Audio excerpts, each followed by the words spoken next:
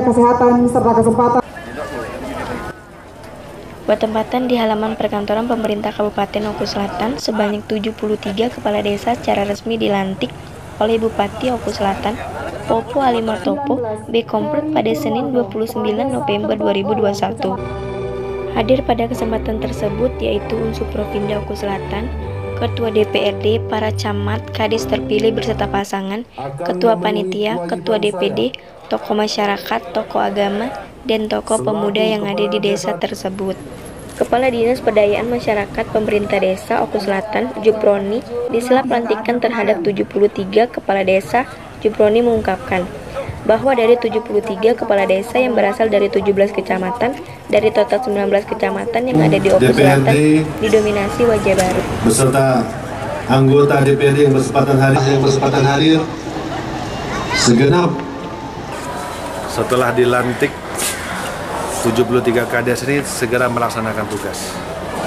Yang di depan mata tentu bagaimana mengembalikan kebersamaan dan situasi di desa masing-masing itu kembali seperti semula sebelum Pilkades. Jadi ada yang terkotak-kotak, ada yang dukung ini, dukung itu. Peran kepala desa yang baru dilantik ini mengembalikan situasi seperti semula, sehingga tidak ada konflik yang berkepanjangan. Apa namanya latihan?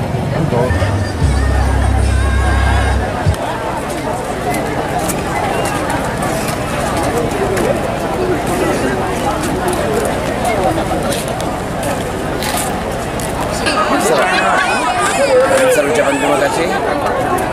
Kami selaku kepala desa yang terpilih di Desa Bandar Alam Lama, Kecamatan Islam Tinggi, Kabupaten Selatan. Dan kami punya perjanjian dengan masyarakat Desa Bandar Alam Lama, kalau semasa jabatan saya akan berusaha semoga Desa Bandar Alam Lama menjadi desa yang maju. Dan semua kekurangan di Desa Bandar Alam Lama, insya Allah dengan adanya kerjasama yang baik, maka Desa Bandar Alam Lama akan segera menjadi desa yang sukses sesuai yang kita harapkan. Misi kita ke depan ini gimana, Pak? Insya Allah jabatan yang ketiga ini betul-betul amanah, dan misi kita meneruskan tahapan dari pertama dan kedua periode kemarin yang tertunda. Dan insya Allah ke depan ini saya ingin membuat desa kita lebih maju untuk berkembang, untuk bersaing untuk desa-desa yang lain.